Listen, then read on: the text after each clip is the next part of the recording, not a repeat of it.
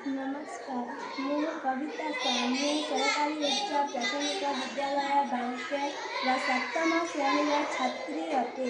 କେନ୍ଦ୍ର ସରକାରଙ୍କ ବିକଶିତ ଭାରତ ପ୍ରୋଗ୍ରାମର ଭୋକାଲ ଫର ଲୋକାଲର ଅନ୍ତର୍ଗତ ଜଳ ପ୍ରସଙ୍ଗଟିକୁ ନେଇଅଛି। ଏହାର ମୁଖ୍ୟ ପ୍ରସଙ୍ଗ ହେଉଛି ଜଳ ହିଁ ଜୀବନ। ମୁଁ ଏବଂ ମୋର ସାଙ୍ଗମାନେ ମିଶି ଏହାର ଉପରେ ଏକ କ୍ଷୁଦ୍ର ଭିଡ଼ିଓଟିଏ ପ୍ରସ୍ତୁତ କରିଛୁ।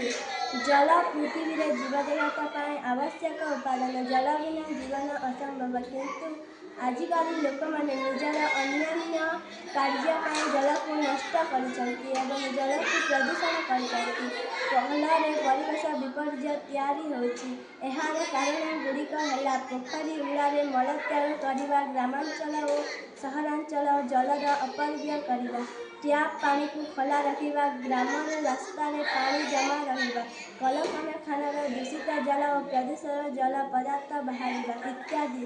ଏହାର ଅସୁବିଧାଗୁଡ଼ିକ ହେଲା ଜଳ ପ୍ରଦୂଷଣ ହେବା, ଜଳ ନଷ୍ଟ ହେବା, ପ୍ରବେଶ ସମୟରେ ମହାମାରୀ ରୋଗ ହେବା, ପାହାଡ଼ିଆ ଅଞ୍ଚଳରେ ଜଳର ଅସୁବିଧା ହେବା, ଠିକ୍ ସମୟରେ ବର୍ଷା ନ ହେବା, ଯଥା ଜଳର ସଠିକ୍ ବ୍ୟବହାର କରିବା ପାଇଁ ଗ୍ରାମାଞ୍ଚଳଠାରୁ ସହରାଞ୍ଚଳ ପର୍ଯ୍ୟନ୍ତ ସବୁ ଲୋକମାନଙ୍କୁ ସଚେତନ କରାଇବା, ପଞ୍ଚାୟତ ବା ସରକାରୀ ସ୍ତରରେ ସଚେତନ ଶିବିର କାର୍ଯ୍ୟକ୍ରମ କରିବା, ବିଦ୍ୟାଳୟ ଛାତ୍ରଛାତ୍ରୀମାନଙ୍କୁ ଜଳର ଉପକାର ବିଷୟରେ ଅବଗତ ଜଣାଇବା। ଏହାଦ୍ୱାରା ଜଳକ୍ଷୟ ଓ ପ୍ରଦୂଷଣ ରୋକିପାରିବା। ଧନ୍ୟବାଦ।